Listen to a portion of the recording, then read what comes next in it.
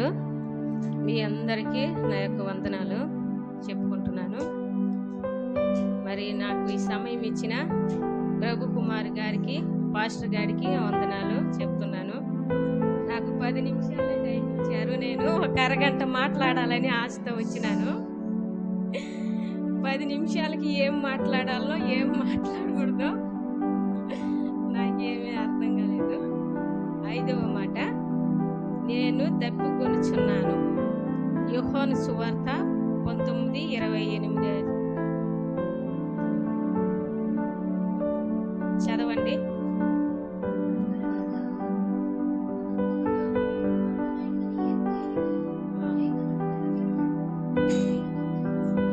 నేను దప్పికొనుచున్నాను అని ఆ సిలువలో పలుకుతున్న మాట 5వ మాట. మరి మనకి కూడా దప్పిక అవుతా ఉంటుంది. ఈ ఎండాకాలము ఎక్కువ దప్పిక అవుతుంటుంది కదా మనకి. మనం పండ్లకు పోయినప్పుడు కూడా అక్కడ ఎక్కువ దప్పిక అవుతానే ఉంటుంది. అన్నమైన లేకుండా ఉంటాము కానీ నీళ్లు లేకుండా అయితే మనం ఉండలేము. దప్పిక అవుతానే ఉంటుంది. ఎన్ని నీళ్లు తాగుతుంటామో మనం పండ్లకు పోయినప్పుడు. కాస్త దప్పికేస్తే ఆ వాటర్ని అడుగుతా ఉంటాం, అయ్యా మంచి నీళ్ళు తెచ్చిపోయాయా, నాకు దప్పికేస్తుంది అని అంటా ఉంటాం. అయితే యేసు ప్రభు వారు ఉదయాన్నే 9 గంటల నుంచి 3 గంటల వరకు ఆ సిలువలో వేలాడుతూ, ఆ సిలువ మానలో వేలాడుతూ మరి దప్పికుతో ఆ యొక్క వేతన పడుతున్నాడు. మంచి ఎర్రటి ఎండ మధ్యాహ్న జామున ప్రభువారు దప్పికే అని దాహమును కోరుచున్నాడు యేసు ప్రభువారు.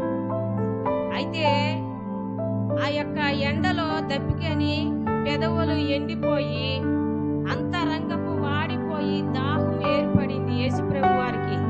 వేతన, ఆయన బాధ సహించలేని వేతనతో చివరి సమయంలో ఆయన ప్రాణం పోయేటప్పుడు ఎంత బాధతో దాహమని ఆయన కోరుతున్నాడు. అయితే దావీదు కీర్తనలు 69:20-21 దాకా చదవండి.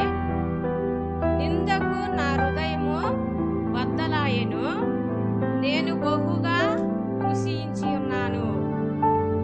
కరుణించు వారి కొరకు కనుపెట్టుకొంటిని గాని ఎవరు లేకపోయిరి. ఓదవర్సు వారి కొరకు కనిపెట్టుకొంటిని గాని ఎవరును కానరారిరి. వారు సేదును నాకు ఆహారముగా పెట్టిరి, చిరకను త్రాగనిచ్చిరి. చూడండి, ఆయనను కనికరిస్తారని ఆ సిలువలో ఎంతో వేదన కృషించిపోతున్నాడు. ఆ సమయంలో ఎంతో బాధతో శరీరం అంతా దెబ్బలతో కొట్టబడి ముళ్ళు కిరీటమును ధరించుకొని మేకులతో కాళ్ళు చేతులలో కొట్టించుకొని ఆయన వేలాడుతూ ఎంతో కృంగిపోతున్నాడు. ఆ సిలువ మానుపైన ఎవరైనా వచ్చి నన్ను కరుణిస్తారా, నా యొద్దకు వచ్చి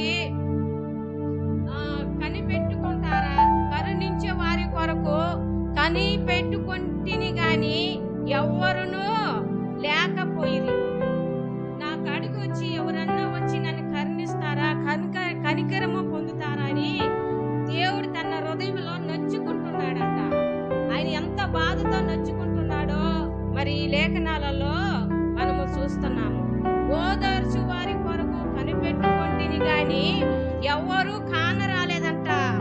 ఆయన ఎవరన్నా వచ్చి ఓదార్స్తారుగా మళ్ళా అని ఆయన ఎంతో బాధ దుఃఖముతో అనుకున్నా కూడా ఎవరూ రాలేదంట ఆయన యొద్దకు ఓదార్చడానికి.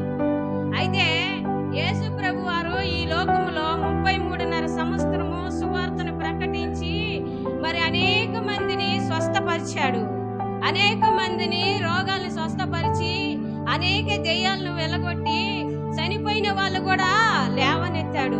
వాళ్ళందరూ కూడా యేసు ప్రభు కాడికి వచ్చి ఆయన కాయలు పైన పడి ఆయన వస్త్రాలను తాకి ఎలాగ ఉన్నారో ఈ జనాంగము, ఆయన చుట్టూ ఎంతమంది ఉన్నారో.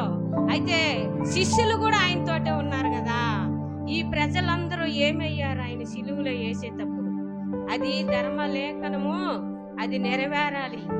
అది నెరవేరాలి అనేది అది అక్కడ మరి కనపడుతుంది. అయితే వీళ్ళందరూ ఎవరు యేసుప్రభు కాడికి రాలేదే. ఎంత కృషించిపోతున్నాడు యేసుప్రభు వారు. మరి మనము తెలుసుకుంటే మరి అది ఆ దాహము ఎవరి కొరకు? అది నీ కొరకు, నా కొరకు. నీవు నేను తాగాల్సిన ఆ చేదు చిరకను అతను మన కొరకు తాగాడు. యేసుప్రభు వారు మన కొరకు తాగాడు. యేసుప్రభు ఆయన పరిశుద్ధుడు, ఏ పాపము ఆయనలో లేదు. ఆయన నిర్దోషి అయినప్పుడు కూడా ఆయనకి తాగటానికి భోజనము నీరు ఎవరు ఇయ్యలేదండి. ఎంతో కృషించి ఎంతో నీరసమైపోయినాడు. మనకి నీళ్లు లేకపోతే ఎంత నీరసమైపోతాం. ఈ ఎండాకాలం కూడా మనం అన్నం లేకపోయినా ఉంటాం, కానీ నీళ్లు లేకపోతే కాసోడు మనం ఉండలేము. ఆ దేవాతి దేవుడు మనలాగా శరీరధారిగా కదా ఈ లోకానికి వచ్చింది. ఆ మాను పైన ఆ రూపాన్ని చూసినప్పుడు మనలాగనే శరీరధారిగానే ఆ శిలువ పైన ఆయన వేలాడుతున్నాడు. ఆయనకు కూడా దప్పికేస్తుంది. అయితే ఆ దప్పికను మనం తీర్చే వాళ్ళగా ఉండాలి. మనకి ఎంతో దప్పికేస్తే మనం నీళ్లు లేనిది ఉండలేకపోతున్నామే. యేసుప్రభు దాహము దాహం అన్నప్పుడు అతనికి చిరక అనేది తాగనిచ్చారు, చేదు చిరకననేది. అయితే మనము తాగాల్సినది ఆ చేదుని యేసుప్రభు వారు మన కొరకైనా పుచ్చుకున్నాడు. అయితే ఆ ఒక ధనవంతుడు ఉన్నాడు కదా, ధనవంతుడు లాజరు అతని వాళ్ళ గురించి మీకు చెప్పే ఉంటారు పాస్టర్ గారు. మరి ఆ లాజరు ధనవంతుడు కాడ ఆయన తినివేసిన ముక్కలు, ఎంగిలి ముక్కలను తింటున్న లాజరు ఒకప్పుడు చనిపోయాడు. ఆయన చనిపోయి ఆయన్ని పరలోకానికి దేవదూతలు తీసుకువెళ్ళారు. అయితే ఈ ధనవంతుడు ఈ లోకమే నాకు శాశ్వతము, ఈ లోకమే నాకు ఎప్పుడు పరలోకం అనుకున్నాడు ఏమో. సుఖ భోజనాలతో ఆయన మిద్దులు మేడలు కట్టించాడేమో, మంచి పేర్లను పొంది ఉంటాడు ఆ ధనవంతుడు. నాకు ఇక్కడే సౌఖ్యం అనుకొని ఎంతో ఆయన ఎర్రివిగిపోయి ఉంటాడు ఈ భూమి మీద. అయితే ఒక దినమున ఆ ధనవంతుడు కూడా మరణించాడంట. మరణించి అక్కడ తీర్పు కాలములో అక్కడ నిలబడి తీర్పు అయింది కదా ధనవంతుడికి. అక్కడ తీర్పు వచ్చినప్పుడు అగ్నిగుండములోకి ఆయన్ని తీయబడ్డారు. ఆ అగ్నిగుండ నరకములో నీళ్లు లేని చోట ఆయన దప్పికొంటున్నాడు. ఆ ధనవంతుడు దప్పికొంటున్నాను, లాజరుని ఒక్క చిట్టికైనా ఆ ఏళ్ళు తప్పుకొని వచ్చి నా దాహమును తీర్చమని అబ్రాము తండ్రి అయినా అబ్రామును అడుగుతున్నాడు ఆ ధనవంతుడు. అయితే మనము కూడా ఆ దాహాన్ని తీర్చడానికే కదా యేసుప్రభు ఈ లోకానికి మన కొరకు వచ్చింది. ఆ నరక వేదనలో ఆ దాహము అనేది మనము ఉండకూడదని, ఆ యొక్క లాజర్ లాగా మనము కూడా నీతిమంతులుగా బతకాలని, ఆ యొక్క నరకములో యాతన పడుతున్న ఆ ధనవంతుడు అన్ని సుఖాలు అనుభవించింది, కానీ ఆ నరక గుండములో వేదనలో ఆయన ఎంతో మండిపోతున్నాడు. అక్కడ ఒక్క చుక్క బొట్టుకు నీళ్లు కూడా లేవంట తాగటానికి.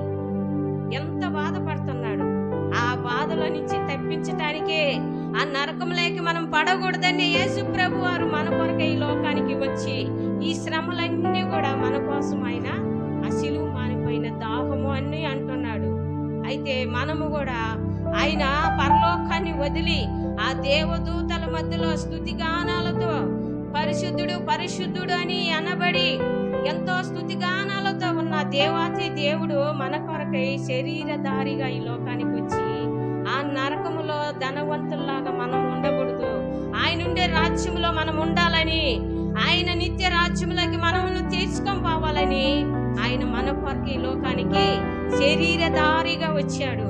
శరీరధారిగా వచ్చి దప్పికొనుచున్నాను అంటున్నాడు. ఆ దప్పిక ఎవరు? నశించిపోతున్న ఆత్మల కొరకు, నశించిపోతున్న ఈ లోకములో రక్షణ మారు మనసు లేని వాళ్ళు, రక్షణ మారు మనసు లేకుండా బాప్టిజం తీసుకోకుండా వాళ్ళ కొరకు ఇంకా ఆ దాహంతోనే ఆయన నిండిపోతున్నాడు. ఆ దాహాన్ని తీర్చే వాళ్ళగా మనం ఉండాలి. మనము ఈ లోకమే మనకు శాశ్వతం అనేది కాదు, కానీ మనము కూడా రక్షణ మారు మనసు లేని వాళ్ళు దేవుడికి సమర్పించుకోవాలి. మన హృదయాలు సమర్పించుకొని మరి మనము చేసిన పాపాలు శాపాలు రోగాలన్నీ తన మీద వేసుకున్నాడు యేసుప్రభు వారు. మనము కూడా ఒప్పుకోవాలి. ఒప్పుకొని తండ్రి నా కొరకై మీరు బలయ్యారు యేసయ్యా, మేము రక్షణ రక్షణ పొంది ఆ నరకంలో పడకుండా యేసయ్య మమ్మల్ని నీ రాజ్యంలోకి మమ్మల్ని తీసుకొని వెళ్ళాలని తండ్రి మా కొరకు ఈ లోకానికి వచ్చినారు ప్రభువా.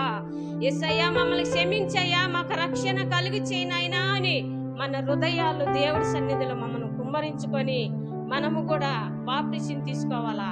దైవ జనమా, ఎవరైతే రక్షణ మారు మనసు లేని వాళ్ళు ఉన్నారో, బాప్టిసం తీసుకోకుండా ఉన్న వారు ఉన్నారో, ఇప్పుడే అనుకూల సమయము, ఇప్పుడే రక్షణ దినము. అందరూ కూడా మీ హృదయాలు దేవుడికి సమర్పించుకోండి. మరి ధనవంతుల్లాగా మనం చనిపోతే ఆ నరకగుండంలోకే వెళతాము, కానీ మనకి ఆ నిత్య రాజ్యం అనేది రాదు. ఆ నిత్య రాజ్యంలోకి మనం ఉండాలనే యేసు ప్రభు అని శ్రమలు అనుభవించాడు ఆ సిలువలో. ఆ దాహమును మనము తీర్చకుండా ఆ యొక్క అదే పాపము వేదనలు, అదే ఒక శాపములో మనము తిరిగి అలాగనే ఉన్నామనుకో, ప్రతి దినం మనము సిలువుకి వేసే వాళ్ళగానే ఉంటున్నాము, కానీ ఆయన దాహాన్ని తీర్చే వాళ్ళగా మనం ఉండము. మనము తగ్గించుకుందాము, దేవుడు మాటలు విందాము, వాక్యమనుసరంగా జీవిస్తాము.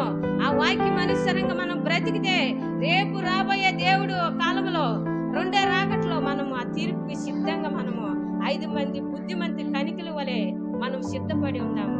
అప్పుడు మనకి రక్షణ ఆ నరకం నుంచి తప్పించి ఆ రాజ్యంలోకి మనల్ని తీసుకొని వెళ్తాడు. అందరూ రక్షణ మారు మనసు లేని వారు ఇప్పుడే రక్షింపబడండి. మీ పాపాలన్నీ దేవుడి సన్నిధిలో ఒప్పుకోండి, రక్షింపబడి బాప్టిసం తీసుకోండి. సిద్ధపడి ఉండండి, ఓపికతో ఉండండి, సహనము కలిగి ఉండండి, ప్రేమ కలిగి ఉండండి. దేశము ఈశలు అన్ని అవన్నీ మనకి వద్దు. ఈ లోకంలో దేవుడు ఎంతగా లోకాన్ని ప్రేమించి వచ్చిన దేవుడు మనల్ని ప్రేమించాడు, ఎంతగానో ప్రేమించాడు యేసు ప్రభు.